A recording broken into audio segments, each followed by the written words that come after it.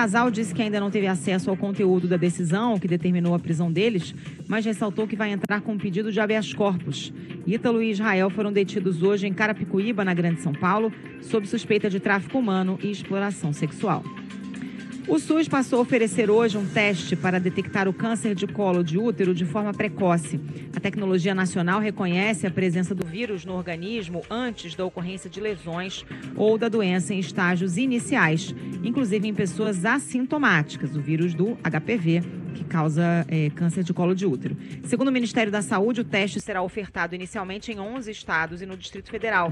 A meta é abranger todo o país até dezembro de 2026. No horário de Brasília, 6h01.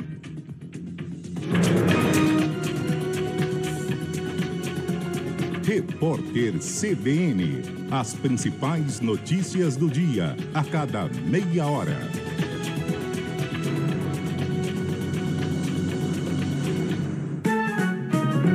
Viva Voz, com Vera Magalhães.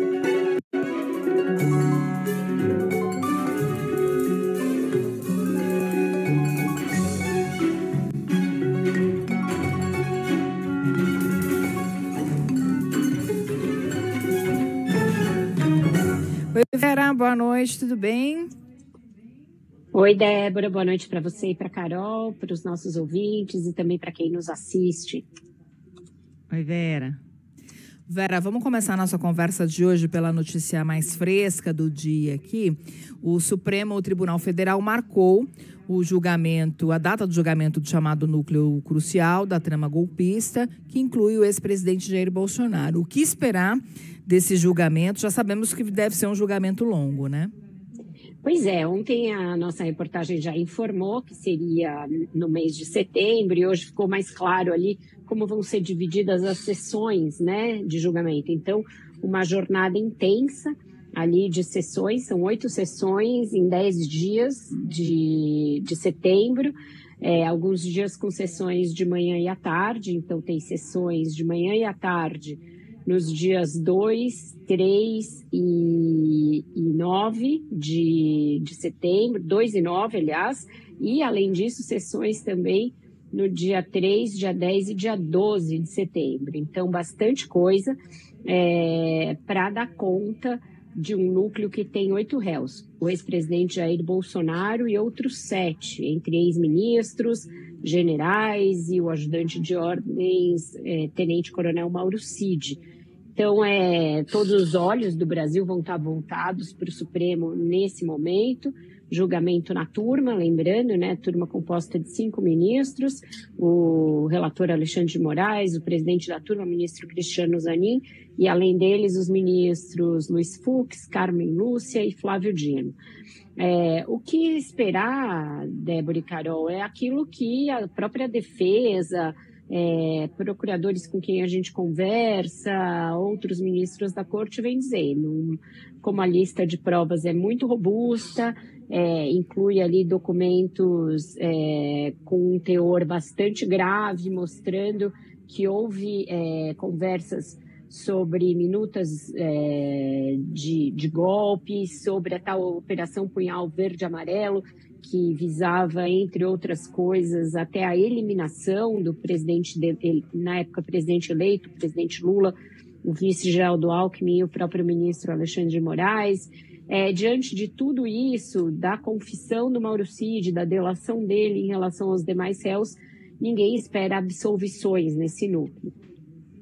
A expectativa é que todos sejam condenados pelos crimes aos quais respondem, e aí a dúvida se dá quanto às penas que vão ser atribuídas a cada um dos integrantes desse que é o núcleo número 1 da trama golpista. Então, é algo que vai movimentar muito a política brasileira, deve fazer com que a oposição volte a marcar protestos e a tentar emparedar o comando do Congresso para medidas de retaliação ao Supremo Tribunal Federal e de anistia. E a gente vai ter de ver como o Legislativo vai responder a essas pressões e como elas podem impactar também externamente, né? Ô, Vera, é aquilo que a gente falava ontem, né? Toda essa ação do Eduardo Bolsonaro nos Estados Unidos para prejudicar o Brasil não resultou em nenhuma melhora na situação de Jair Bolsonaro, pelo contrário, né? Exatamente, Carol. A gente lembra que foi um crescendo ali de intervenções da família Bolsonaro, de alguns apoiadores do ex-presidente Jair Bolsonaro, como o pastor Silas Malafaia. Então foram marcados vários protestos. Num deles, o último realizado em São Paulo, foi postado aquele vídeo quando o Jair Bolsonaro já estava com restrições determinadas pelo Supremo Tribunal Federal em razão da atuação do Eduardo Bolsonaro no exterior, e ainda assim o senador Flávio Bolsonaro foi lá e postou um vídeo que, no entendimento do ministro Alexandre de Moraes, infringiu as medidas cautelares que já tinham sido determinadas contra Jair Bolsonaro. Então toda a situação do Bolsonaro se agravou bastante desde o início dessa ofensiva no exterior do seu filho 03. E ele foi primeiro para uma tornozeleira eletrônica, depois para uma prisão domiciliar, situação na qual ele se encontra até agora. E não houve nenhuma mudança interna na corte significativa no sentido de tirar o respaldo do ministro Alexandre de Moraes, contemporizar em relação à possibilidade de condenação do Bolsonaro e dos seus aliados. Pelo contrário, a corte se fechou em defesa do ministro, que foi punido pela lei Magnitsky, uma legislação americana criada originalmente para punir torturadores, criminosos internacionais, traficantes, terroristas, e que foi aplicada contra um magistrado de um país democrático de uma maneira absolutamente desvirtuada. Então, toda essa ação prejudicou enormemente o Brasil, causa prejuízos pessoais ao ministro Alexandre de Moraes, que passa a deixar de poder fazer uma série de transações, principalmente de caráter financeiro, mas no que tange ao processo, a situação do Jair Bolsonaro só piorou. Ô Vera, e por falar aí nas ações contra o Brasil, essa semana saiu o plano de enfrentamento ao tarifácio. Ficou na medida do esperado? O que pode vir mais por aí? Olha, no dia eu já tinha colhido uma reação bem positiva por parte de entidades ligadas aos exportadores, e ao longo dos 2 outros dias em que o pacote decantou mais, ou seja, as medidas se tornaram mais conhecidas, esse apoio me parece que continuou, Débora. Então, o pacote parece ter atendido aos clamores dos setores mais prejudicados pela tarifa de 50%. O que deve vir mais por aí são o detalhamento das medidas adicionais que o governo anunciou. Essa história de compras governamentais vai ser mais bem estruturada e a gente vai saber se é realmente uma coisa muito localizada, focada e residual, ou se tem um poder de mexer em preço e de fazer diferença em mercados que foram bem atingidos, como o de frutas frescas, o de mel, por exemplo, que é principalmente no estado do Piauí, e se vai vir alguma coisa no sentido da reciprocidade. O presidente Lula deixou isso no ar quando estava anunciando o plano.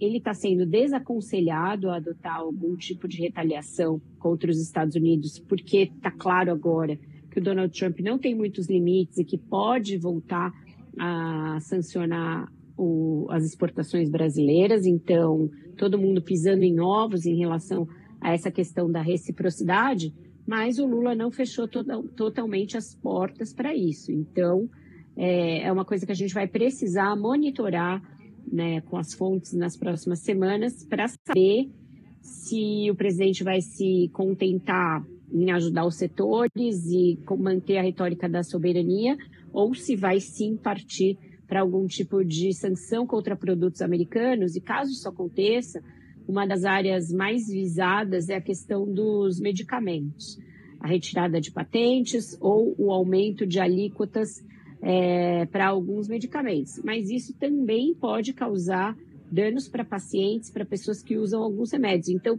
está sendo visto com muito cuidado dentro do governo, e não tem muitos entusiastas a ideia de retaliar os Estados Unidos. Falando em retaliação, Vera, nessa semana a gente teve novas sanções com a retirada de vistos de ex-funcionários do Ministério da Saúde, até de familiares do ministro Alexandre Padilha. Podemos esperar novas retaliações? Todo mundo está esperando, Carol, principalmente ligado a esse fato de que agora tem um julgamento marcado contra Jair Bolsonaro, que o Eduardo Bolsonaro vai subir o tom. Teve um fato hoje que já está sendo usado pela direita bolsonarista e que vai ser muito explorado na semana que vem, que é justamente hoje, sexta-feira, o ministro Dias Toffoli estendeu decisões que ele já vem dando nesse sentido e anulou todas as provas e todos os processos contra o ex-tesoureiro do PT, João Vacari, que era um condenado da Lava Jato, foi pego na fase da Operação Pichuleco, que era uma das fases intermediárias da Lava Jato, e que agora, na esteira de uma série de outras decisões tomadas pelo ministro Dias Toffoli e depois referendadas pela segunda turma do Supremo Tribunal Federal, vem anulando quase inteiramente a Operação Lava Jato. Por mais que sejam casos diferentes, processos diferentes, que tenham cada um as suas peculiaridades, isso tem sido usado pela direita bolsonarista como uma prova de que o Supremo adotaria 2 pesos e 2 medidas. No caso do PT, muita leniência, e no caso de Bolsonaro, uma perseguição. E isso vai ser martelado no fim de semana, no início da semana que vem, e deverá chegar a esses canais na Casa Branca com os quais o Eduardo Bolsonaro tem trânsito e nos quais ele está operando.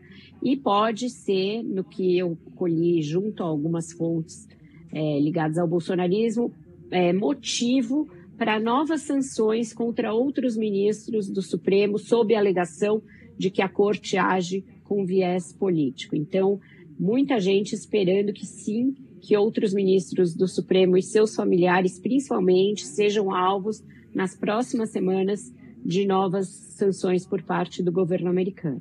Inclusive, hoje o senador Flávio Bolsonaro falou da possibilidade dos Estados Unidos não reconhecerem as eleições do ano que vem se Jair Bolsonaro não participar delas. Lembrando que ele está inelegível, né? Isso mostra também, né, Vera, uma segurança por parte da família em relação a essas sanções a partir dessa questão política, né?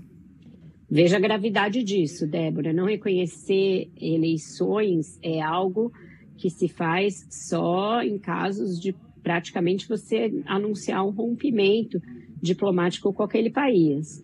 O governo Bolsonaro flertou com isso quando demorou bastante para reconhecer a vitória do Joe Biden.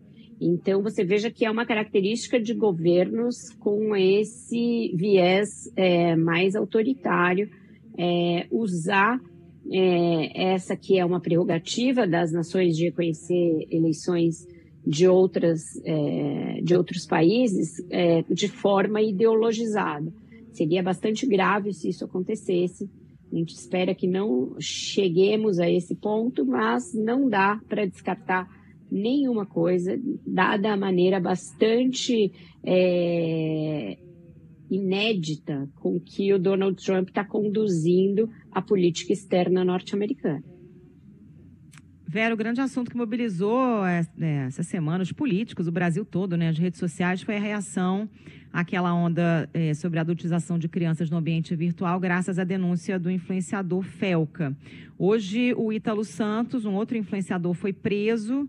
É um dos acusados aí nesse vídeo do Felca, né? É positivo quando a política consegue deixar essas desavenças de lado para discutir temas de interesse geral.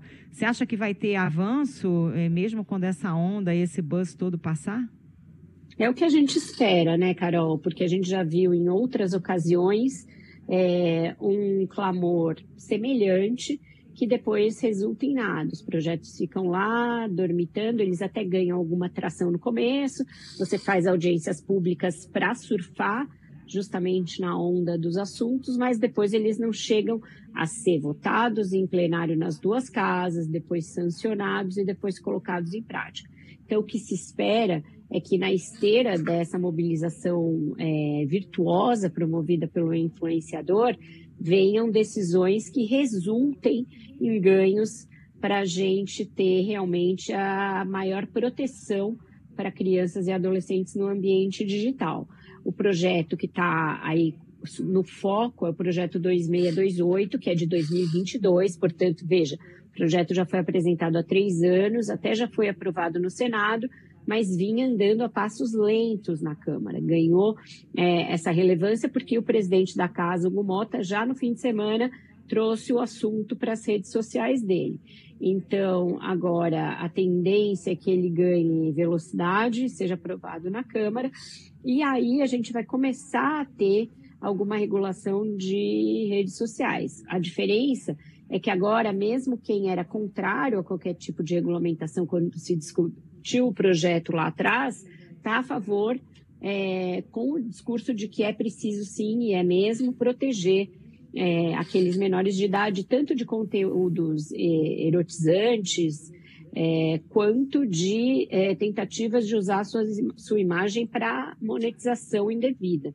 Então, é um projeto abrangente nesse sentido, ele é positivo, mas a gente espera que ele vá adiante e não fique só no oba-oba para surfar na influência do vídeo, que teve milhões e milhões, dezenas de milhões de visualizações. A última vez que eu olhei, passava de 40 milhões de visualizações na principal plataforma, né, que é o YouTube, mas provavelmente já passou bastante disso, porque gerou realmente muita mobilização e gerou já esse fato concreto, que foi a prisão de um outro influenciador acusado de lucrar com a exploração da imagem de crianças e adolescentes, e do marido dele também, que foi preso. A gente está vendo a justiça, né, mobilizada e sendo cumprida nesse caso, e a gente espera, obviamente, que a questão não esfrie no Congresso, mas acho que vale também cobrar uma movimentação da sociedade para que isso não aconteça, porque é muito grave o que acontece, o que já vem acontecendo há muito tempo. E o Felco, o que ele fez? Ele furou a bolha porque ele explicou, ele desenhou como é que isso acontece. E é muito grave, porque isso atinge os nossos filhos, os nossos irmãos, as crianças próximas a nós, enfim, das crianças do mundo todo, né? Exatamente, Débora. E a gente às vezes acha que a criança está protegida dentro de casa, está ali num ambiente seguro, sem saber exatamente o que ela está consumindo. E aí é o que ele fala no vídeo, não precisa ir na Deep Web, isso está acessível a crianças e adolescentes na rede aberta, nas principais redes sociais, e a gente muitas vezes não está conseguindo acompanhar isso, então é necessário sim que haja um controle maior, a responsabilização dessas plataformas, e também esse debate, ao furar a bolha, como você falou, traz os pais para uma discussão para a qual muitas vezes eles estão desatentos, né? Sim, até porque, pelas explicações que ele trouxe, né, vídeos do cotidiano, que não tem nenhuma conotação sexual, acabam sendo utilizados, vídeos e fotos acabam sendo utilizados por redes de pedofilia. Fotos que os próprios pais colocam nas redes sociais, né? Além desse componente bastante perturbador, que também é uma camada a mais de gravidade nesse caso, né? Vera Magalhães, muito obrigada. Bom fim de semana para você. Até segunda. Para vocês também, um ótimo fim de semana. Tomara que esquente alguns graus, porque tá difícil sobreviver nesse frio. E na segunda-feira a gente está de volta. Eu não tenho nem mais roupa para isso, Vera. O carioca não tem estrutura. Para 3 meses de frio, a gente está usando as mesmas roupas, non-stop. Não dá nem pra nada, hoje lavar você a tá roupa toda na Animal Print aí que a gente tá vendo, tá gata. Mas é uma blusinha quentinha aqui, com essa jaqueta jeans que já anda sozinha, porque, né, ela quase todo dia, tá puxado. Beijo, Vera. Amiga, boa sorte aí. Mas hoje tem bochecha no Rio Gastronomia. Tem funk, vai dançar, vai esquentar, ué. Ah, pensei que era comida, bochecha. Não, bochecha. Não. Do Claudinho Bochecha. Ex-Claudinho e Bochecha. Boa. Beijo. Boa sorte aí. Até. Tchau, beijo. Tchau, tchau.